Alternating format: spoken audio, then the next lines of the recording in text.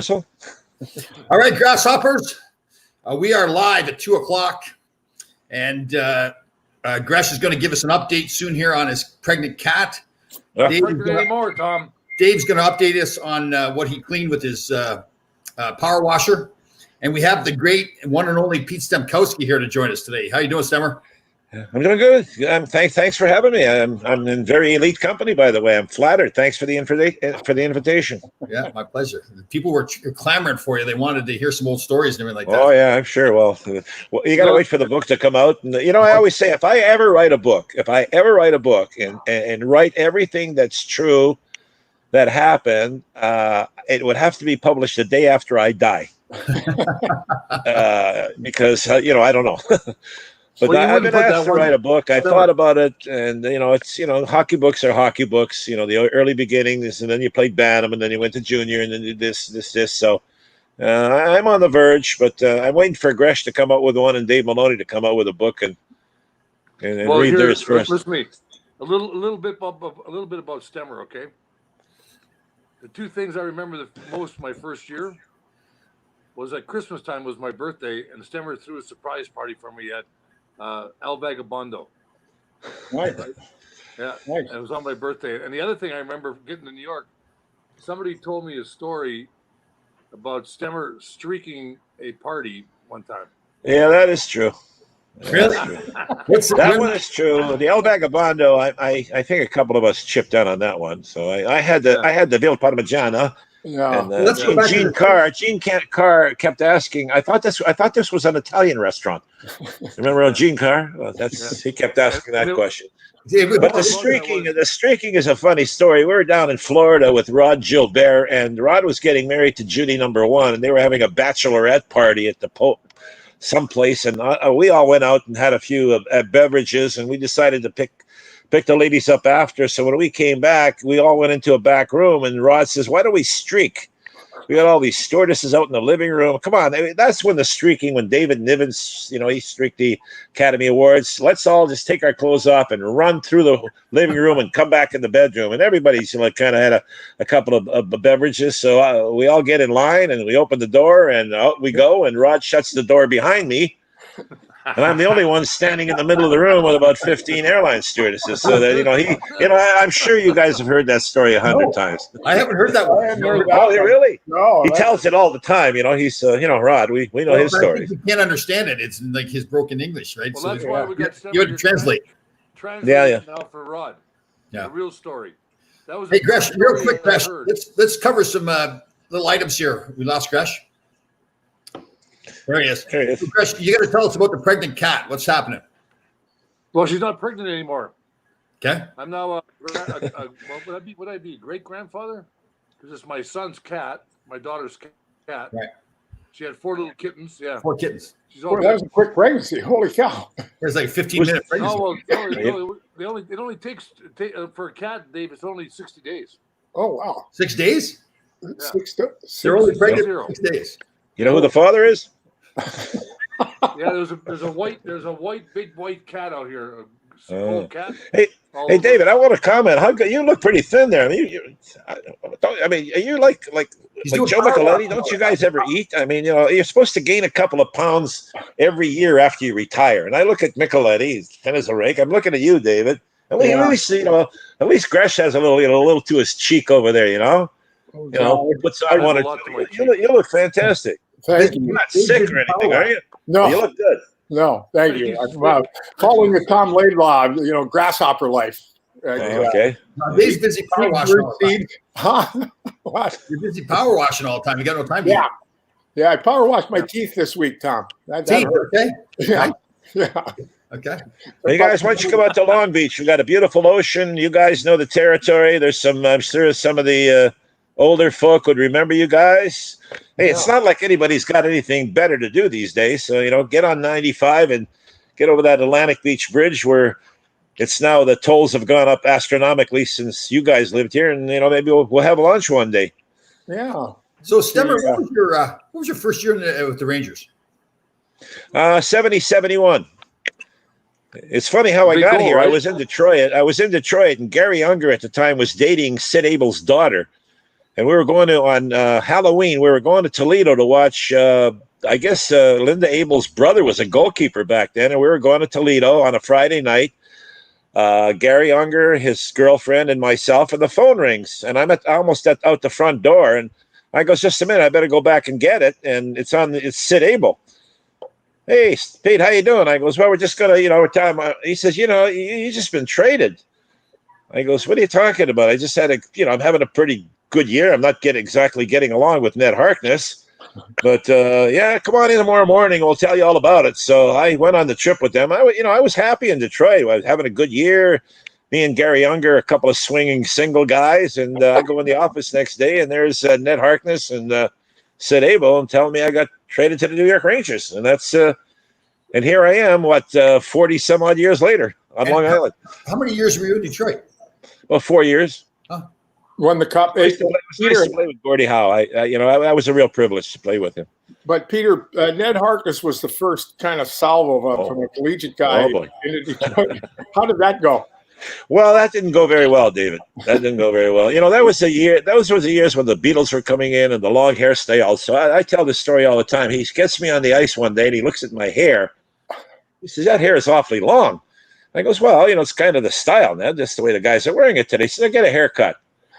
Oh boy! So I go to the barber. I get a haircut. I come back. He looks at it again. He goes, "I thought I told you to get a haircut." I says, "I did." He goes, No. So I go back to the barber, and we only got about an hour and a half, 2 hours for a lunch break for the afternoon shift. So I'm not going to sit there in the barber's chair. There's about 4 people ahead of me. This is a true story. I looked down on the floor. Other guy was getting a haircut. I picked up a handful of hair. I put it in a bag. I went back to the practice, and I said, "Ned, I got my haircut." I pulled the hair out of the bag and showed him. He looked at me, goes, "That's better." So that's the relationship. I never got a haircut. So that's the relationship I had with Ned Harkness, and he was a college guy. He turned the heat up in the visitors' locker room. He would virtually do anything to win. And, it was a point with Ned Harkness that he had a college coach back then coming in there with old pros like Alex Delvecchio and Gordie Howe and Roger Crozier and Gary Bergman. These guys smoked cigars. They were old school. And there was just a big clash there. Yeah, so It was quite an experience, playing for Ned Harkness. Because he came out of Cornell, right? So that was Cornell, He had if not the first collegiate. And there's another time. I'll tell you another quick story here. He invites me for dinner.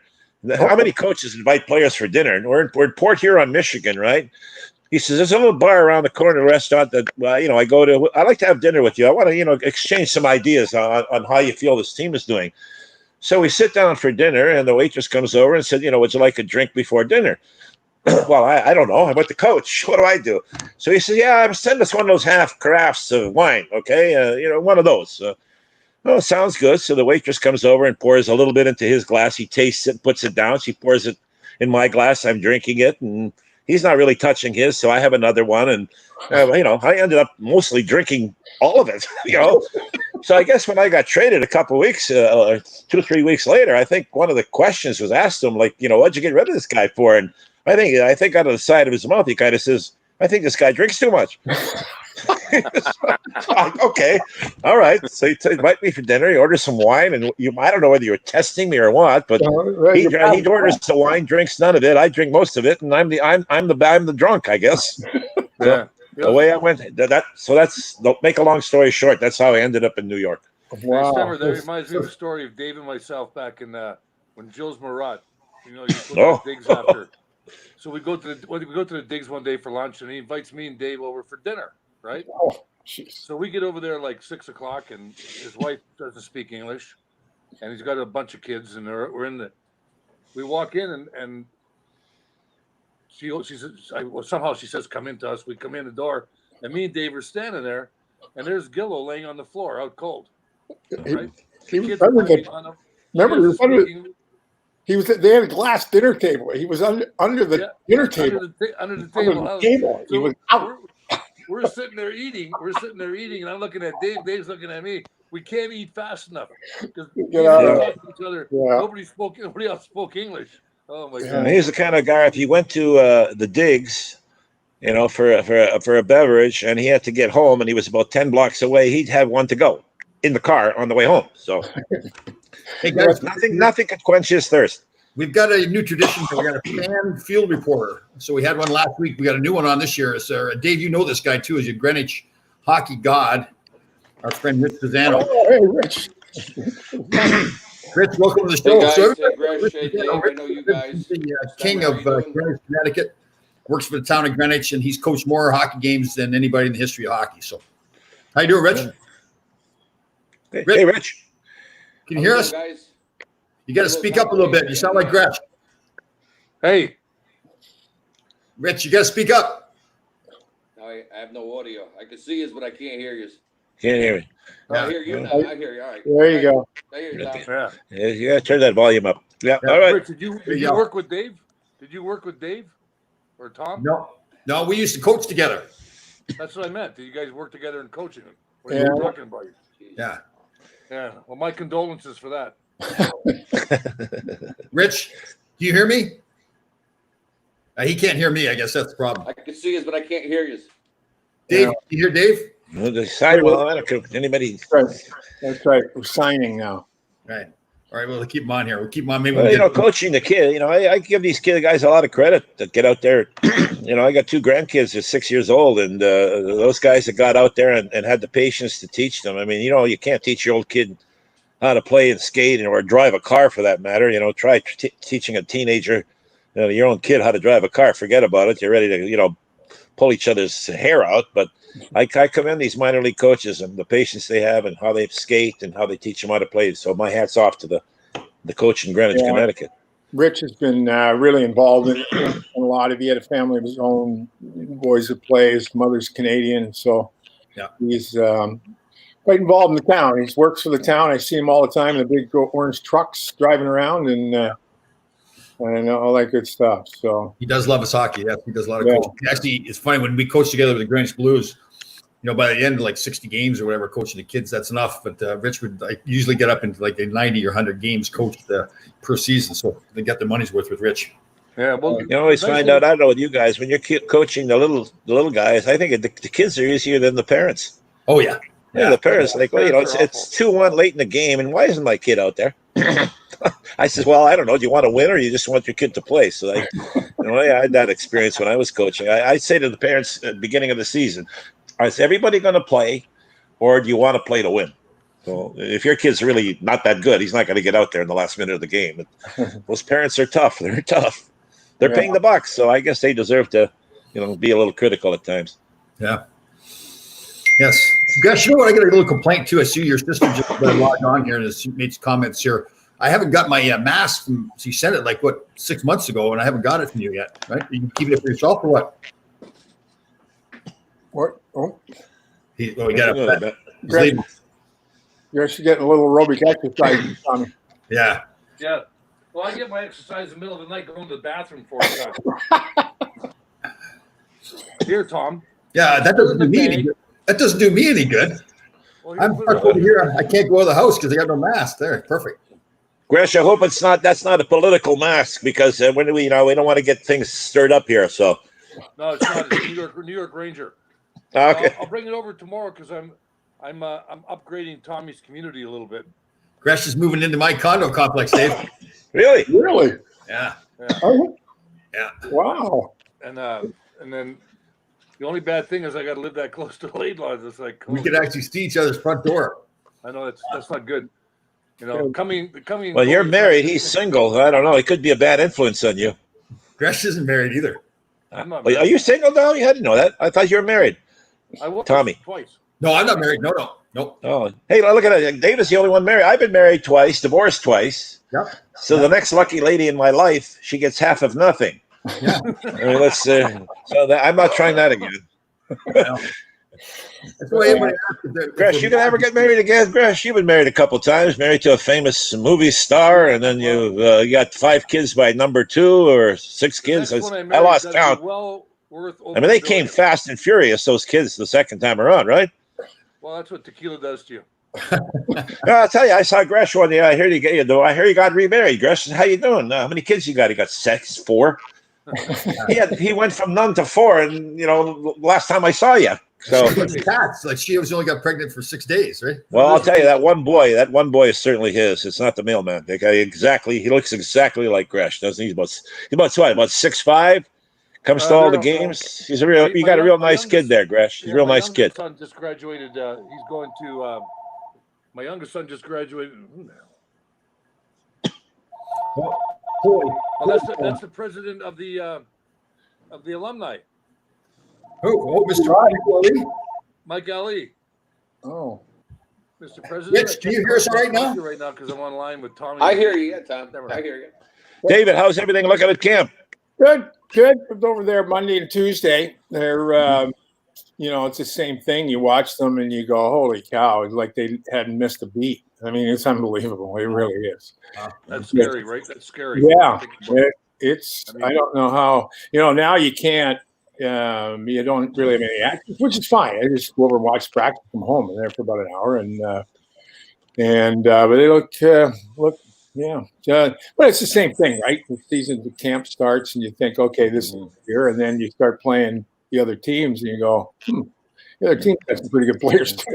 Yeah. I think the fans should be aware that the radio and television will not be in the arenas, right? Right. You guys will be doing the broadcasting from studios. So if I'm at home watching, you guys are not at the game. You are in a studio, and the radio is at the studio also. So they're really limiting how many people are going to be in the arenas. Yeah. Well, Kenny and I will do the games out of the ESPN studios in New York. And the MSG guys, they hadn't quite nailed everything down as of Tuesday. But I think they're going to be in the studios, MSG studios in New York. I think they should fill all the seats with blow-up dolls. I think our coach is back. And have fake cheering, and then have one guy pull a rope and all the arms go up. And Toronto and New York Rangers, Eastern Final. That's prediction. What do you think, Yep. Rich? What do you think of they're coming back to work? What do you think? Well, hopefully nobody gets sick. I mean, I miss hockey as much as everybody, but hopefully nobody gets sick and they could pull it off. So, Well, what's happened now. It's like that story out of Pittsburgh, right? It's not even so much the one virus; it's the people who come in contact and then come in contact. There are different quarantine for depending on whether you're a carrier or in contact with a carrier, in contact with a contact. So, and I guess none of the teams are allowed. They said, you know what, we're not going to publicize what's. What they're saying is unfit to play covers everything, right? Yeah, unfit to play covers the whole gamut. Well, that would have covered us back in the 80s. Yeah. What's going to happen if and when the first guy does test positive? How's that going to affect the rest of the? Well, yeah. Well, first of all, it matters if he does affect the rest of the team. You have 28 guys, you get 9 guys with the virus. You're like, that's not good. So what happens if they're up 3-0 in a best of 7, and the whole team, like half the team gets infected? Does the other team win? Well, I'm sure they've talked about that. I haven't publicly heard. What I have been told or heard is they've discussed just about every scenario as this thing plays out. And I think the feeling is once they get to both Toronto and Edmonton, then you can lock everybody down. So now the guys can travel, between home and the rink. But I think we talked about it last week, right? There are going to be some guys that are going to kind of test the limits, and I think that's what happened in Pittsburgh. A lot of card games going on, David. Yeah. Well, those guys will be stuck together. I mean, how they play cards on the plane. They're not going to be able to travel much. Rink, hotel, rink. Whose room are we going to? And let's order room service. Remember those card games we used to play, Gresh? Yeah. And David, you remember with Gilles Villemure and Greg Polis, an all-time great? Yeah. I don't know. I hear the story, and Dave, Gresh, I'm not here to embarrass you. I really am not. But Villemure tells the story that at one time you had to actually endorse a paycheck and hand it over to him. Is that a true story? Small one. They were small back then. Didn't matter. I mean, these guys used to play. I mean, Villemure and Polis. And that was meal money. Cards, not like today though. And it was from what's that game? Backgammon. Like yeah. I used to get it. Beat Poli and give it to Whitey. Give it to Hold on. Hey, there. Dave, Dave, One of you our done power washing the listeners house, here Dave? says that you were cheating at cards. Is that accurate? Who? Says the legend Pete Stemkowski, who cheated at cards. No, I never played. I would just watch. Listen, I'm a Polish guy. You know, I'm cheap. You know, I go to the best plate. I still got some of my meal money I haven't spent. You know, I'm tight with the buck, so I didn't get involved in those card games. But I used to watch them, and I'll tell you something. Guys like Dale Rolfe and they play. You know what guys do when they're playing in basketball, hockey? The fans want to know. First thing when they get on the planes is they take off their shirt and tie and put their sweats on. Next thing they do is they get the cards out. And on one of our flights, I actually counted, and I guess there's approximately 20 people on, 20 players. I counted 14 of them were playing cards. And I walked, the $100 bills are flying around like crazy. So these guys are pretty serious card players. And I'm sure if the Rangers indulge, I'm sure the other teams do. So I guess that'll be one of the ways that they'll be able to, pass a little time during this playoff series coming up. Grass, how was the cat after she gave birth? Was she up walking around right away, or is it? Oh yeah, she was. Oh boy, she's it's like a little dog. This thing. Remember what Dave said last time too, that he used to shoot cats with his pellet gun. So be careful. Well, are you listening? That's why. Dave, you still power washing the house? It bounces off the shirt. Not Still the power power. New Yorker. We came by there last week when you're power washing the house. My buddy already wanted to blow the horn. I said, "Oh, he's up on the ladder. You want to see him fall down?" You're power washing. I was. I heard you guys go by. I heard the beep. Or no, I didn't. No, I heard the truck go by. Decker was walking in the house. Yeah. I wanted to congratulate him on signing his pro contract with lacrosse. And we saw you hanging on the ladder with the power washer. My partner Artie, he was going to blow the horn. I said, "No, don't dare! Don't fall off the ladder." Fall off the ladder. Dave, you were on the ladder. Yeah. Are you doing Al Bundy or what? You better get your temperature checked. Married with children. Yeah. No. Hey guys, so what do you think of this first round? I mean, Carolina Rangers. I mean, you practice for 2 weeks and you go up there. You could be out in 10 days. Finish. You start your second summer vacation. So going to be an interesting first round. Rangers will win 3 straight with the goaltending. Kirk will stand on his head, right, Dave? Yeah, I think between Henry and really, when you look at the Rangers roster too, I think they've got a few more guys that can be game breakers. I think. I mean, you look at Everybody's healthy. Rich. Everybody's healthy, right? Everybody's healthy. As of last week, nobody tested, negatively on the testing, and Kreider's back, and everybody. But I mean, Dougie Hamilton's back for Carolina, and but I think the Rangers, they have a couple more game breakers. I think a short series between a goaltender and somebody who's going to make that play. Carolina's going to work hard, right? Don't you think, Peter? I think they're a hard-working team. Rich, I mean, I think they're going to work hard. They're going to come after you, but sometimes, you look at the 2 games they played against one another this season. I mean, Henrik stood on his head, but Panarin makes a big play. Zibanejad makes a big play. So I think it'll be fun. Otherwise, it could be 3 games. Well, that's the thing too. Like Lundqvist has played so well against them, but you've got to think they're going to go back with Shesterkin if he's playing like he was playing before. Well, that's the thing, right? I mean, down the stretch, that was. I mean, we would be around the coaches a little bit, and you'd hear that. They do all the analytics they took at, and Shesterkin was making like 2.5 extra saves a game, or some, whatever the number was, or stopping a goal last game or something. So, so I think the Rangers have a lot of good things, and I still think the best is yet to come with this group. Yes, there's a lot of skill. Oh my goodness gracious! Bread Man's going to put on a show. I think the Bread Man is going to put on a show. Yeah, the Breadman. It's amazing.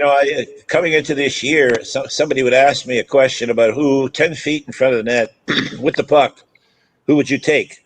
That puck's going to end up in the back of the net. I said Mike Bossy. I thought he was the best I ever saw, but after I saw the way this guy plays this year, Panarin, I mean, that play he made at the Nassau Veterans Memorial Coliseum, David, remember when he had 3 guys went after him, and somehow, I don't know, he's got an eye up his butt or somewhere, how he saw Zibanejad coming from behind and put it right on his tape, and he put it, in overtime in that game. I mean, he's phenomenal, the way he can pass, the hockey sense that he has got. And the thing with that, Panarin, a lot of people don't remember, he was not drafted, He was undrafted. How do you go 6, 7, or 8 rounds? and you pass on him every time. I mean, wasn't there one scout that saw something in him? I mean, look at Lundqvist. He was drafted, I think, 200th over. Henrik Lundqvist was drafted 200, 210, somewhere in there. And look, these guys come to the National Hockey League and they become stars. Last You know what, summer, I watched Panarin play over in Russia. I was doing the Russian hockey feed. There's this network up in Stamford, Connecticut that's covering their hockey. And watching him play over, he is a far better player here at the National Hockey League level than he was over in Russia. He is a good player. He was okay, but he wasn't a superstar at all, and he's played against lesser talent. His game has got a lot better. So, well, the surprising thing is, these guys are 170 pounds. I mean, you got guys that are going to be aiming him all the time, and you got to get away from them. You go, I don't see him in the corners that often, obviously, but he knows how to get away. That's for sure. He was uncanny. There was a play they had a scrimmage on Tuesday afternoon. Zibanejad is coming up ice for the puck. He reached around him in the neutral zone and stripped Zibanejad of the puck, and everybody was watching like, how in the world did that happen? It's not like he's taking it from me or at this stage. He's taking it from, arguably the second best player in the club. Yeah. The other guy, there are a couple of guys too, who looks really good is Hedl. He's a little bit older, he's stronger, got that big kind of Yager butt sort of thing, right? He protects the puck. And Adam Fox, I'll tell you, Adam Fox is the real deal. Yeah. It's a crime that he's not one of the Rookie of the Year nominees. Yeah. That guy has the same kind of sense of pace and where everybody is that Panarin does. And I'm telling you, he's all right. So everybody's picking the Rangers, huh? All right, you better be. Except for yeah. Who are you picking, Rich? I think the Rangers under. Well, it's going to be Rangers or Columbus. I think. Then you can flip a coin. Columbus. Yep. Oh yeah, John. You're going to see a lot more of John Tortorella then, huh? Yeah, Rich is prejudiced for Columbus because Kenny Atkinson. Yeah. There might be a John Tortorella spotting here in Long Beach. His daughter lives here in Long Beach, I've been told. So, yeah, I think he mentioned that day when he spoke to us early in the year that he had come down here and visited. So I'm gonna keep an eye out for this guy. Yeah, buy him a beer, or I don't know. He's not the most friendliest guy in the world. So I mean, no, he actually is friendly. We can loosen him up a little bit. When you get him away from game day, he's pretty intense guy. But I'll tell you, right? He got a nominee for Coach of the Year, right? And I don't think anybody has an argument with that, given the injuries they had, the players they lost. Cammy was out for how long was he out, Rich? Cameron Atkinson. How many games? He missed about 16 games. Yeah. So you have the guy that scores 30 or 40. He's gone, and I'll tell you, Jones was out. Yeah, everybody was out. Tortorella, you can say what you like. He has his own particular style. But that guy's not out coach. Yeah. Well, it's like Mike Keenan. A lot of people hate him. Yeah. He's got a cup. He wins wherever he goes. Right. Yeah, you know what though? I didn't like Keenan. I don't think Keenan got as much out of his teams because of his coaching as Tortorella does. I think Keenan had better teams. I think Tortorella gets more out of his teams that he's got than I think Messier got a lot out of that team. Well, yeah. Messier.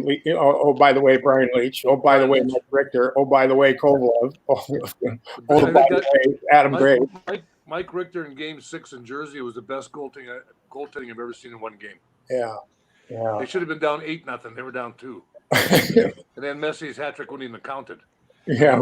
First 2 periods. Oh my God. Kovalev scored late in the second. I thought that was his bigger goal too, to make 2-1. Yeah. Right? Yeah. So it was. How's JD doing? Is he? We're trying to get him on his knees. How's he holding up? Is he okay? John Davidson, our president of our Rangers. Fine. I mean, everybody has really your own marked spot when you get to the rink, and so there's really no chit chat like we can hang around. And he was great. He'd always on his way to his office, he'd stop by and chat with media but I haven't did speak with him last week just on the phone, but said he was feeling good, all that stuff. So, Hey, Tommy, I wanted to ask you, you played in Los Angeles for a couple of years. How was it? I was out there for 1 year. I mean, come on, dude, playing in California, nobody knew who you were, and you left the rink, put your bathing suit on, went to the beach. How did you enjoy it out there? Well, I love New York, so at first I didn't want to be there. I do remember though. So two things. The first full year I was there, I was sitting in a hot tub. We'd rented a house with a hot tub and pool. So it's Christmas Eve. I'm sitting in the hot tub, having a cocktail at Christmas Eve, and I'm thinking to myself, well, I mean, I miss New York, but this isn't bad still. And then when Gretzky got traded there, then it just became a whole. You talk about nobody knowing who you were. We went from nobody knowing any of us to everybody knowing all of us. So it was, I was pretty lucky that way. Yeah, you were with Gretz. I mean, to take as a teammate. I mean, we all see him from afar, but like people sometimes ask me, like, what's Gordie Howe off the ice and things like that. Well, what's Gretz? So, like, one of the boys, or is he kind of above everybody? No. He was it was really important to him to be one of the boys. Like I remember he got on the bus the first training camp we had when he was there. And I'm sitting at the back of the bus, the old guys, and there's a cooler there. And he gets on. And in those days, when you're just getting to know Gretz, if you say the wrong thing around him, you're going to get traded, right? Which wasn't the case at all. So he grabs a six-pack, comes to the back of the bus, and I'm thinking, oh, God, he's going to tell me I'm traded. And he sits down and starts. I'm 2 years older than him, but he was so good, he would play up years. And then we played against each other in junior when he was like 14, and we always tried to kill him. So he comes to the back of the bus and he starts talking, and he starts remembering guys who were on my team when we played against each other that I had forgotten all about. That he was that much into the game, a student of the game, and remembering the guys he played against. So, no, I'll tell you, being a team player was huge to him, and it wasn't like he was fortunate. It was really important to him that he was a team player. He was good. Well, he learned the right way, right? Like East Bailey, like a lot of those in the World Hockey, and then Lily in Edmonton, they had all those old veteran players, and he certainly soaked it up. I mean, he did a lot of really good things. I mean, it's funny you talk about Panarin, right? And a little bit, this is a Gretzky angle.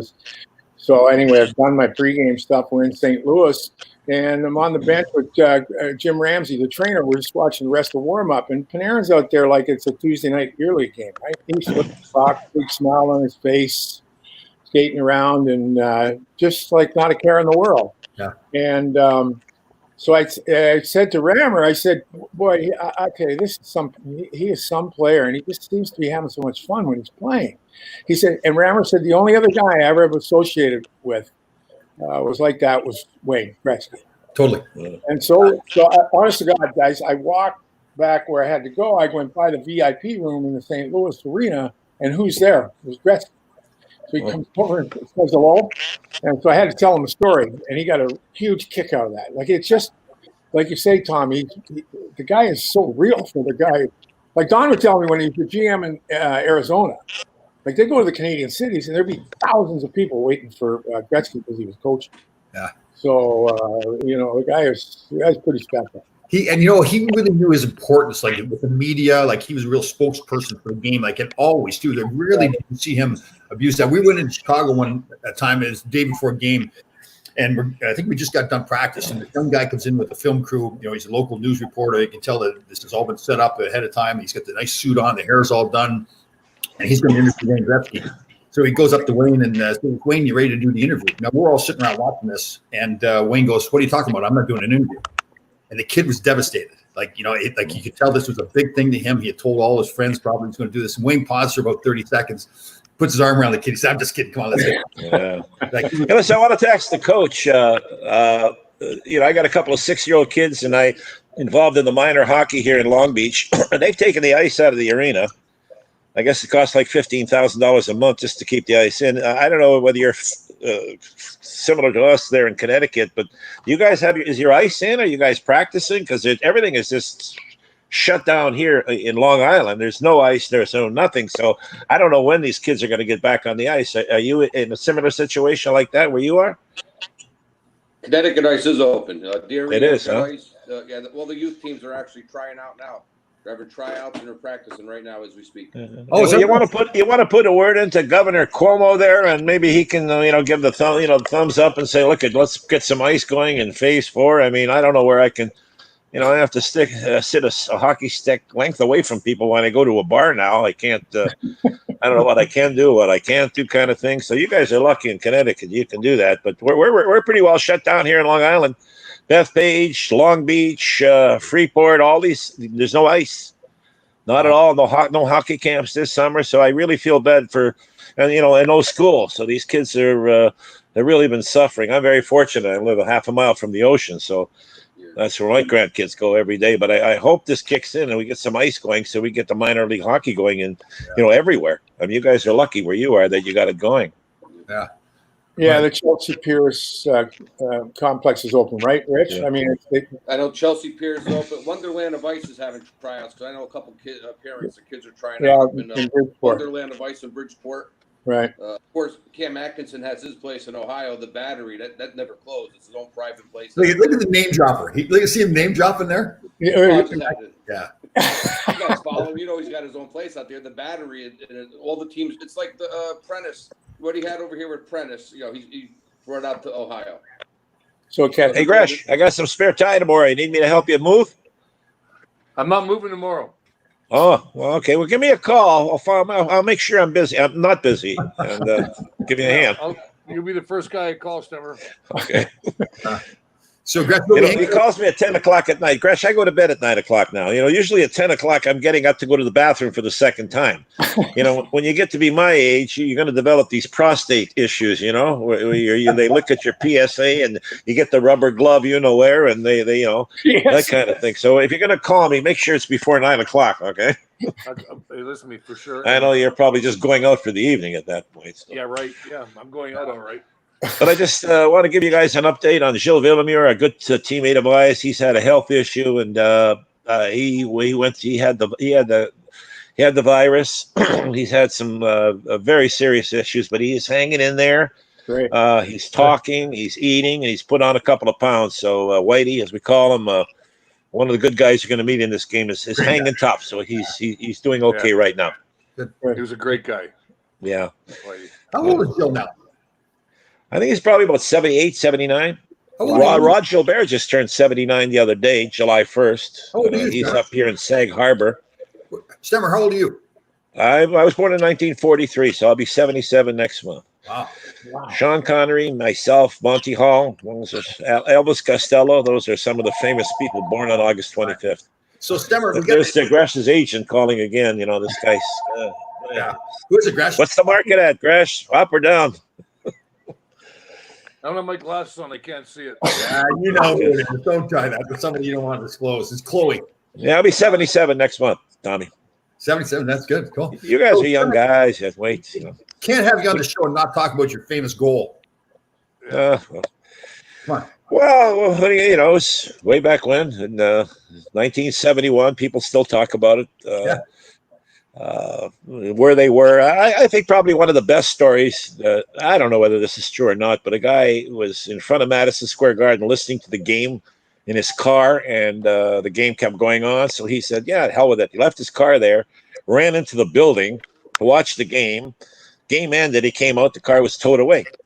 So he goes down to the pound or wherever they keep the cars, and he goes over there and he's, my car. Yeah, it's here.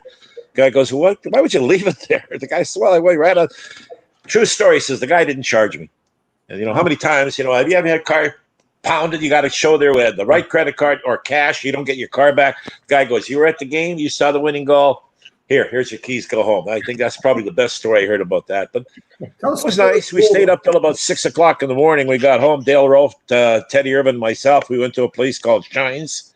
It's a restaurant/bar, and the owner just said, when you leave, just shut the door and shut the lights behind you when you go. So we didn't get home till about 6 in the morning, just unwinding from that one. In fact, when we were going home, the kids were getting on the school bus, so we had to stick around. We can't let the Rangers see us walking out of this place at 6 o'clock in the morning. So it was quite an evening. And so you stayed with the kids got to school and.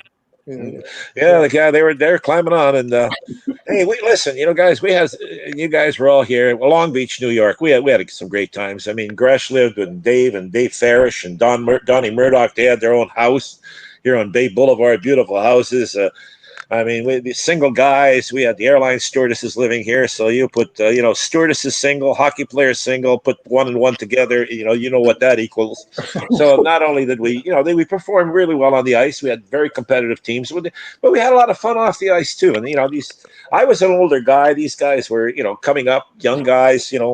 We had the older Dave became the youngest captain of the Rangers. Gresh came in. I guess we initiated him a few times. I think we did a pretty good job on Donnie Murdoch too. When we initiated him, he started throwing every hockey stick and every skate he could get a hold of in the locker room after we got finished with him. So it was a fun time to be down here in Long Beach, and we still got a big sign here on the Long Beach Arena, former home of the New York Rangers. So we're still Ranger strong here in Long Beach. So we're just There hoping was bars in Long Beach, Summer? What's that? Summer, there was bars in Long Beach? Yeah. I must have missed those.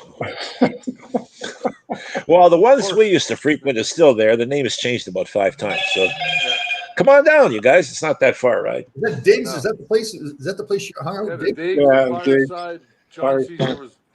I remember one of you guys, I'm not going to mention any names, drove a motorcycle through it once. That's the kind of fun guys we used to have. Yeah. I won't mention his name. And one of the guys what's that? What? One of the guys on this show drove the motorcycle through? Not on this show. Not one of these guys. No. He was mentioned in this little get together, though. His name has been mentioned. His name has been mentioned. Yes, Dave knows who it is. Yes, exactly. Remembers the story. I was sitting in the bar. His name has been mentioned. We talked about a lot of people here today, so we're not giving anything away specifically. I was sitting in the bar. And, Emil Francis, great man, still alive, but not in good health down in Florida, and.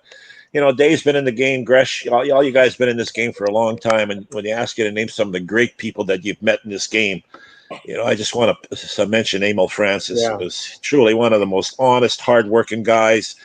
He would give up anything for his players. And the sad thing is, and the thing I regret most about New York is that we never won a Stanley Cup for him. We came close, but we just didn't get across that finish line. So I wish him nothing but the best. He's down in Florida right now, and in his 90s, not doing well, but truly one of the great guys that I've met in this game.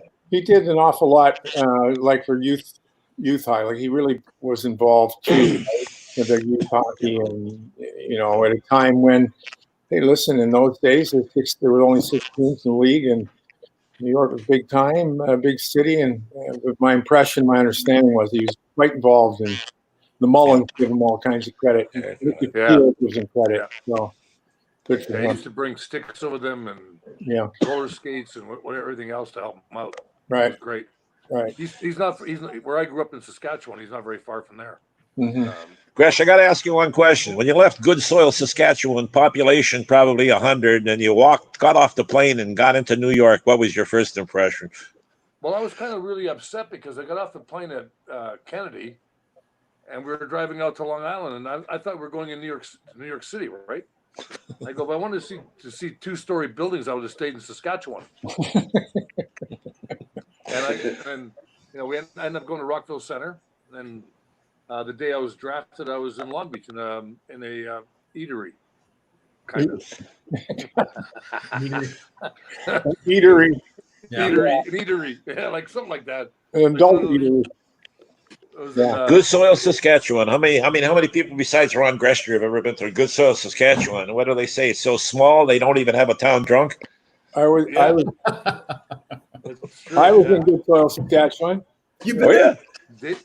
Everybody thinks it's a 1-horse town. Except the street cleaner, right? Yeah. That's one of Stemmer's. Yeah. Hey, listen, we talked about another one, just a quick one. I mean, we're talking New York sports here. How about the Islanders in Florida? What's another pretty interesting series. The only problem with Florida, they haven't got the goaltending they thought they were going to get with Bobrovsky, right? So if he can get back to playing the way he can, then they might have a chance. But otherwise, I think the Islanders will win that pretty easy, really.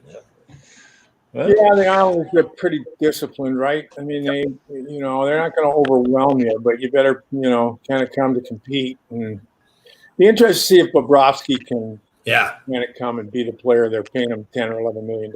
Yeah, no kidding. I think the 2 teams to watch for are the Rangers and Columbus. You like Columbus, huh, Gresh?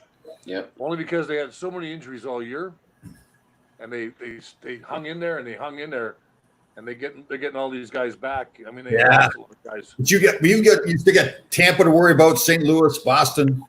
Yeah, Boston. Boston out. I mean, listen to me. Boston was there last year. They had their chance. Oh, is that the way it works? You just get one. They only lost 3 or 4 home games in the playoffs, so shouldn't be too bad. Yeah, come on, guys. Toronto Maple Leafs. They're due. Nah, they got the Stemmer curse. They can't win. Yeah. Well, I lifted the curse. That's it. Come on.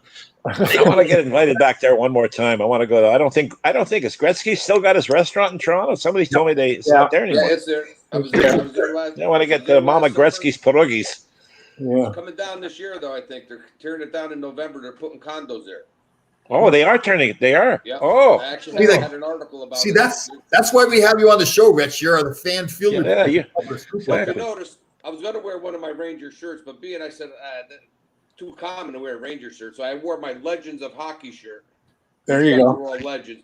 I got this at the Toronto Hall of Fame last year, up in Toronto Hockey Hall of Fame in Toronto. Great. And you Great. guys played with Tom all these years. Are any of you guys aware that Tom's in the Hall of Fame? Tom's in the Hall of Fame. You guys, and I have it right here.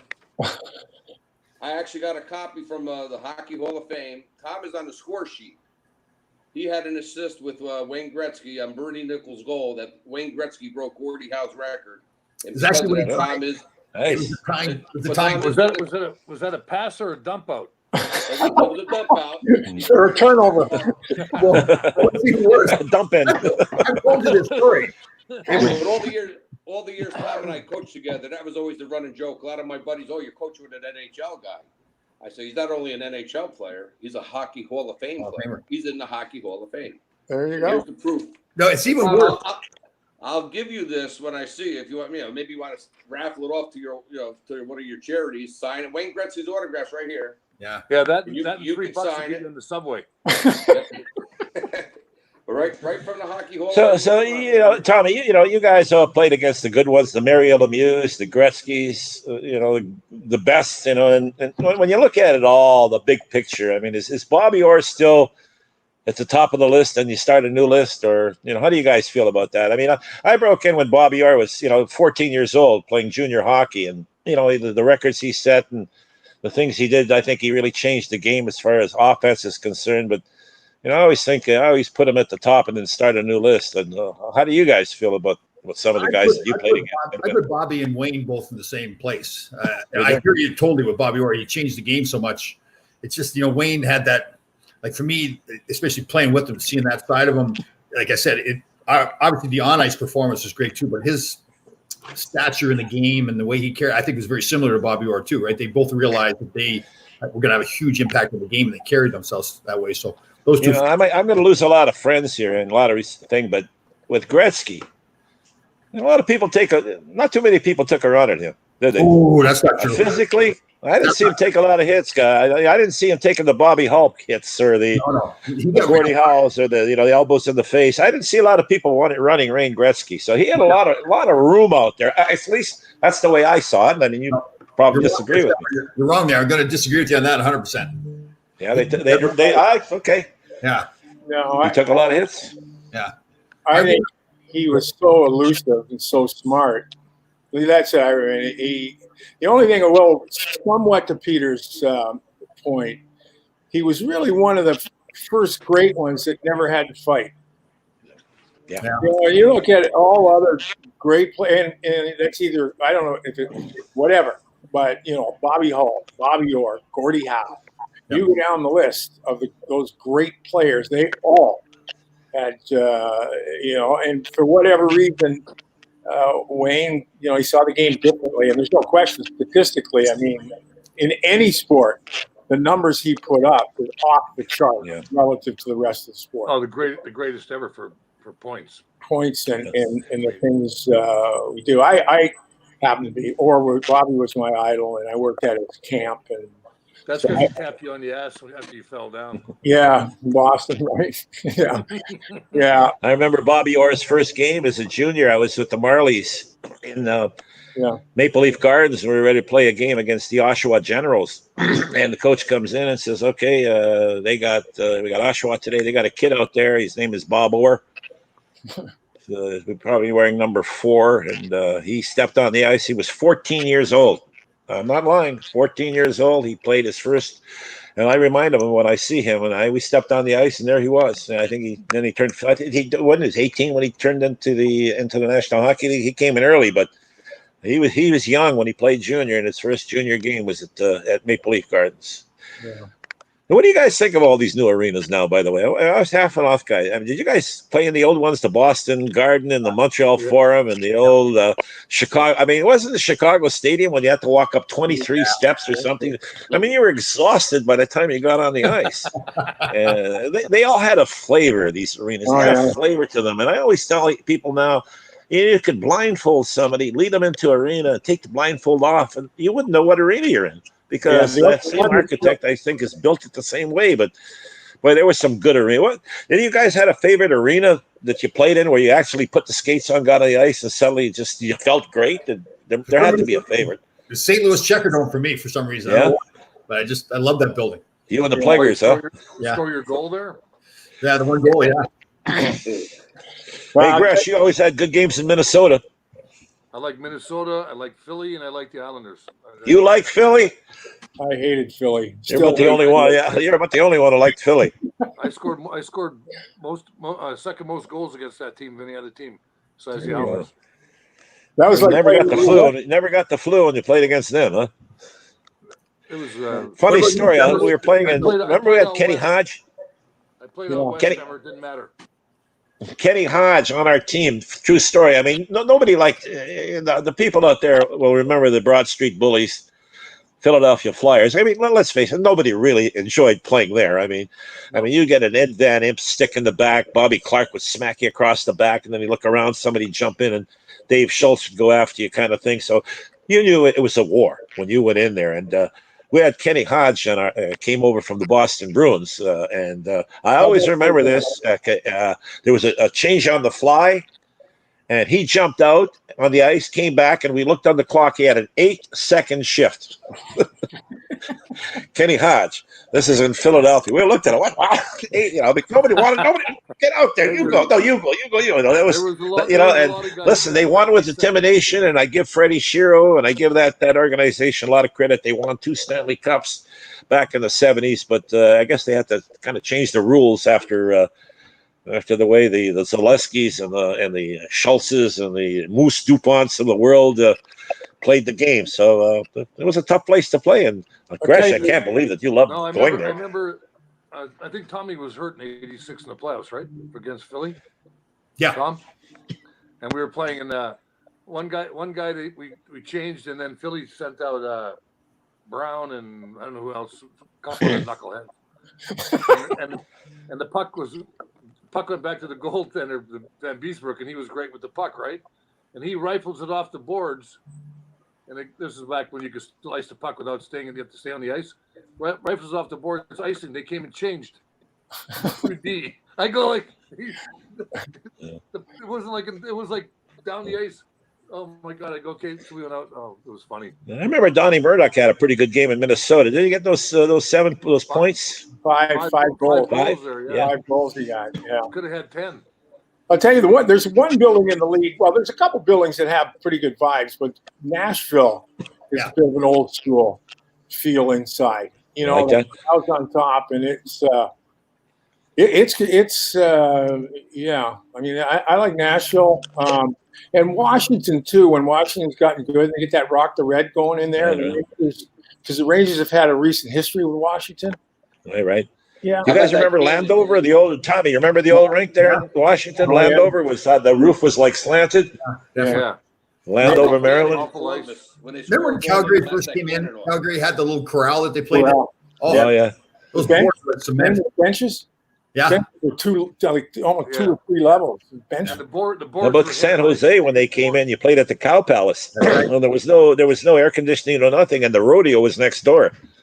So obviously, when the wind blew, you knew it was coming through that arena. It's like the old garden when they used to have the circus in there during the day, and then I remember the Rangers playing at night. And those elephants, you couldn't really take them outside if they had to go to the bathroom. So you could sit up there on the bench. And they, was that you? No, I think that was that big gray thing downstairs that.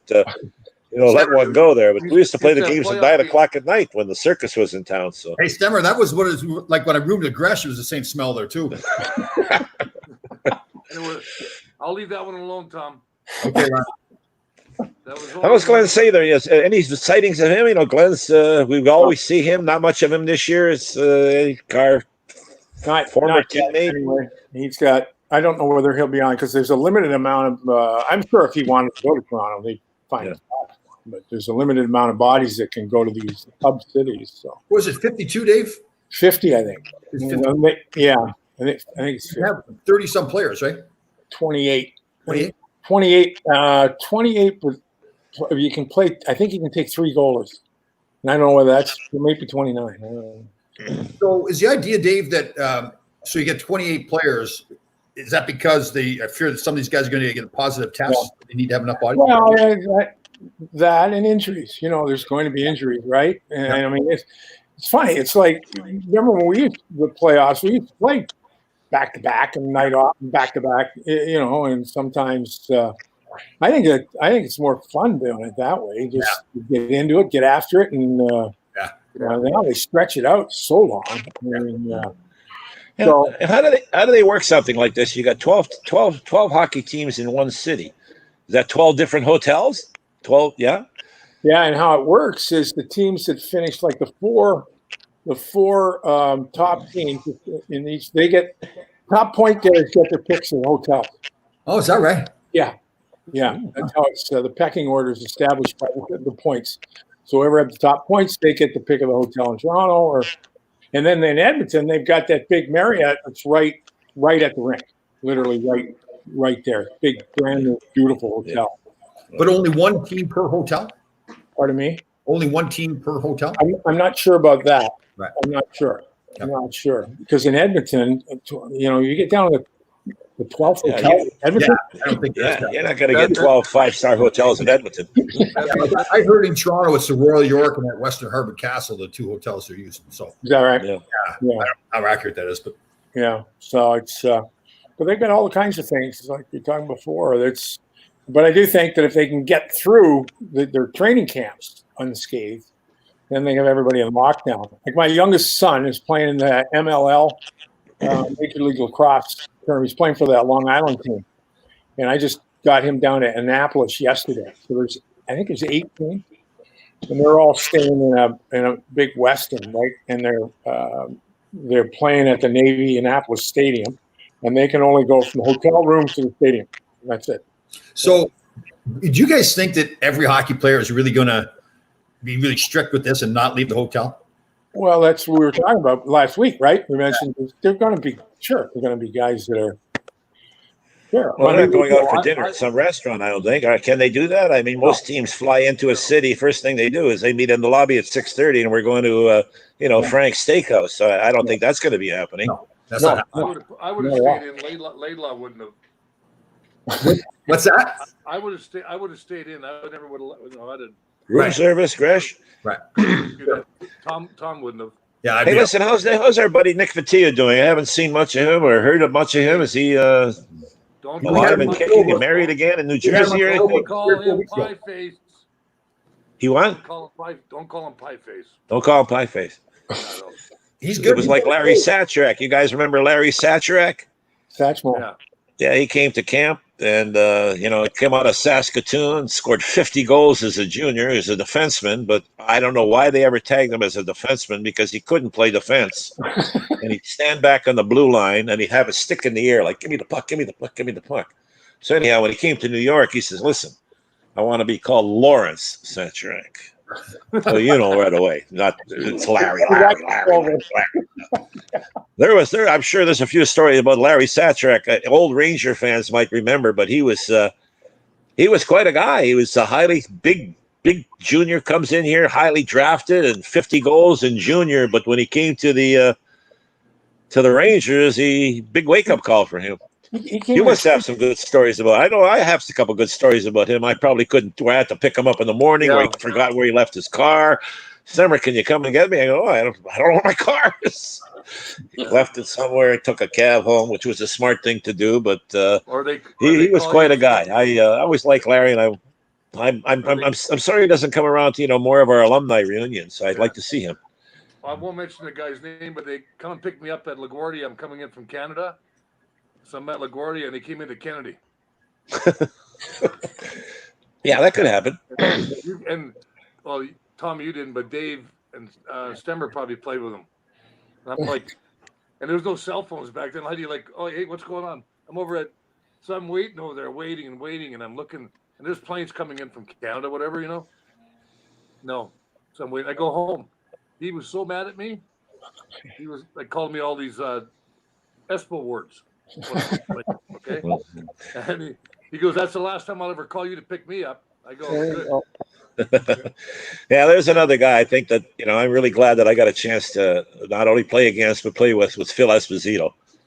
I mean, one thing about the game today, and Dave would know more so than me, but I don't think we have the characters that we used to have. The Ty Domies of the world, the Eddie Shacks, those kind of guys, the characters. Phil Esposito. I mean, Phil was, you played against him. All he did was complain. The guy, he's hooking me, he's checking me, he's hitting me from behind. Then he comes to New York, and he hated New York. I can't stand it. What am I doing in this? Why are they bringing me to New York? Why does the trainer hand me the paychecks? And we didn't do that in Boston.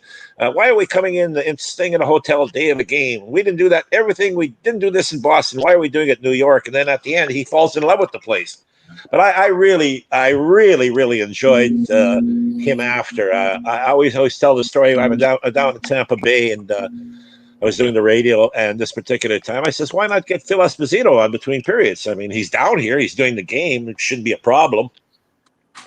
So I go to their PR guy. He goes, "Listen, I'd like to get Phil Esposito on the second intermission." The guy goes, "That should not be a problem." And I goes, "Well, when can I get it confirmed?" And he goes, "Well, he gets here about 5 to 7. The game's at 7. Yeah, no home. We got our pages. Dave's got his computer. I've got my stats. And he just walks in, sits down, plays the game. Yeah. So I says, "Phil, I saw him one day at the Garden. He's doing a game." I says, "Phil, welcome back. I guess you must enjoy coming back to New York." He goes, "Pete, I hate it." I goes, "Why?" He goes, "Oh, yeah." He says, I get together with the buddies. He says, I think we went through 12 bottles of wine last night." He says, "My head is pounding." And he's the kind of guy, he's just one of the guys. He's a funny guy, and playing with him was I played with him a little bit when he came here. He was supposedly, David, you were around with him and Gresh. He was going to be our savior, the guy who was going to win Stanley Cup for us, and became a broadcaster, went behind the bench, and now he's I guess he's living happily ever after down there with Tony down in Tampa. Yeah.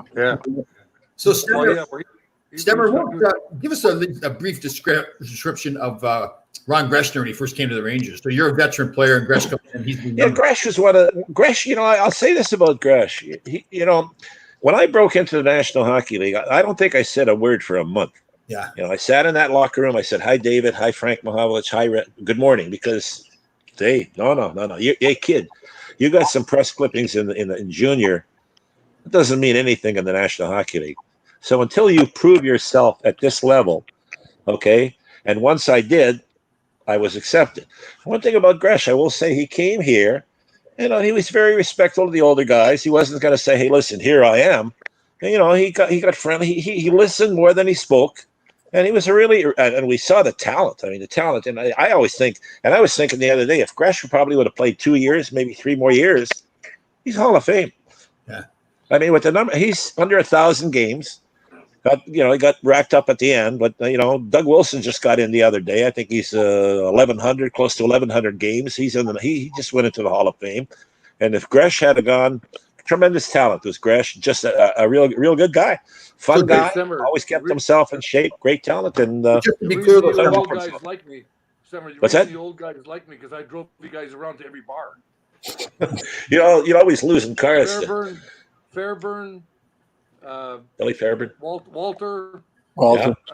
They would sit in the car. They would get a 6-pack from bar to bar. They go like, Billy Fairburn's in Boston. Teddy Irvin, whose son is Chris Jericho, the wrestler. I mean, I don't know. You guys remember? He used to, his name is Chris Irving. Yeah. And he used to be in our locker room, 3 or 4 years old. We used to bounce him on our knees. We used to play a little floor hockey with him. So then he became a professional wrestler. And they said, well, Chris Irvin just, So he started thinking, there's a place called Jericho Turnpike on Long Island. I like that.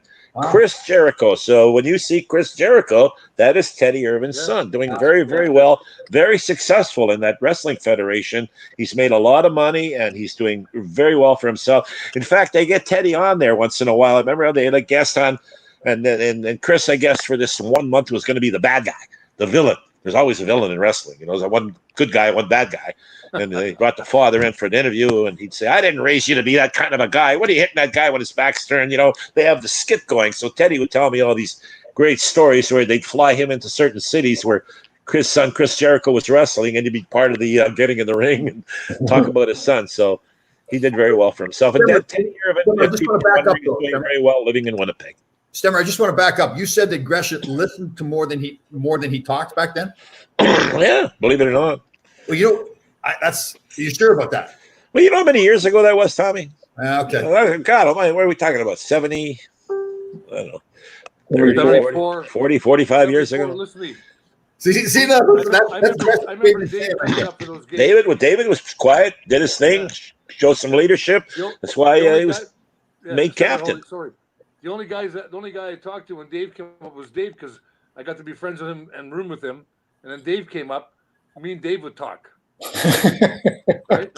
and Ricky Middleton was in that group, right? Oh, Ricky. Yeah, Ricky. That was the only Tommy. These guys were good kids, and I invite Donnie Murdoch. I got married at the time. Invite him over for dinner. Very nice. Brought toys over for the kids. These guys were very, very, good guys. They weren't smart Alex or, punk guys like here I am kind of thing. And I think another thing, and I don't know whether you guys are familiar or whether you have time to talk about, but another guy, if I have a book, you have to write a chapter on Derek Sanderson. Yeah. I mean, I think that each and every one of us that are sitting here has to have a Derek Sanderson story. Yeah. I have quite a few of them. Yeah. He's probably got a whole book. I mean, he's the only guy who would go to a golf tournament, buy a set of clubs, and just leave them there. And as you're driving home, you say, I forgot your clubs. He goes, I didn't like them anyhow. Well, he just spent $400 and he left them at the golf course. I mean, I got a great he was a unique individual. Yeah. Turk, I was living in Florida. Turk comes down and gives me a call. So he comes over, and that's when he had the bet before he got his hips fixed, So he's over there. So there's like every Tuesday, Thursday, Saturday, Sunday, there's always 40 guys showing up, put a bunch of money in. Everybody gets their handicaps are all legit because all the guys that play together. But if you had a guest, he'd play as your partner, right? In a two-man team. So it'd be like 22-man teams. So Turk gets there, he's going to go. Can hardly walk. He goes, my friend Frank Nordone goes, what's his handicap? I said, I don't know. He said, we'll play him as a 12. Yeah, I go, well, you can't bend down to put the ball on top of the tee hardly, right? So I was like whatever, I was a 7 or whatever. So I was the low handicap. Turk was the high handicap. I shot 77. Turk shot 72. Oh yeah, he could play golf. At the end, I was going like this: just put the money on the table. Anybody that walked up, they never even matched cards. They just come over and hand me the money. It's $40 a head. Hey, Gresh, you remember Christmas caroling in the back of his rolls? Yeah. we went to. I'm telling you, the story is unbelievable. How many there are? Dave, we went to John Rattel's house that night. Yeah, there was Gresh, Kurt Ridley, and myself and Derek Sanderson. Yeah. And Sanderson, and he had. So that's the winter of 1974. He actually had like a two-way radio kind of phone in the car. Yeah. And I remember I called my mother. I called home out of the back of Derek Sanderson's Rolls Royce. I remember that on Christmas Eve. We end up going to John Rattel's house at like I don't know what time it was at night. And Rattel was probably in his pajamas. He was in his pajamas. He put it in. John Rattel would go after practice. We'd all go out and have lunch. John would go home after practice, put his pajamas on. That was when I came to New York, meeting Jean, a true gentleman, and of course with Rod Gilbert living in the city, we all admired and loved him, and we had a great captain, Vic Hatfield. So those were three terrific guys. And there's another one when you talk about good people that you met in this game, like a Jean Rattel has to be up there in the top 10. I mean, he's the kind of a guy that, if you're a father and you have a daughter, he's the kind of guy that you want your daughter to bring home. My Jean very Rattel. first Ranger, real gentleman. My daughter. He's a little old. My very first Ranger game, I saw Vic Hadfield. He was fighting a guy in the California Golden Seals. I don't remember the player's name. As he went to punch him, the guy ducked. He ends up knocking out the linesman. You saw that? It had to be 1973, 74. I was like 12 years old. And it was against the California Golden Seals. Vic Hadfield, he leveled the referee, the linesman. Not intentional, but timing. Yeah, true story. Yeah. Well, guys, we're gonna have to wrap it up here. But Stemmer, if we have you back on again, you've got to lighten up a little bit and talk some more. I mean, you can't. Yeah. Find 2 stories to tell Stemmer. Well, we hardly touched the surface on a lot of things. And we didn't talk about Toronto and some Punch Imlach stories, some Frank Mahovlich when he got pulled out of the train and went to the hospital and he had a nervous breakdown.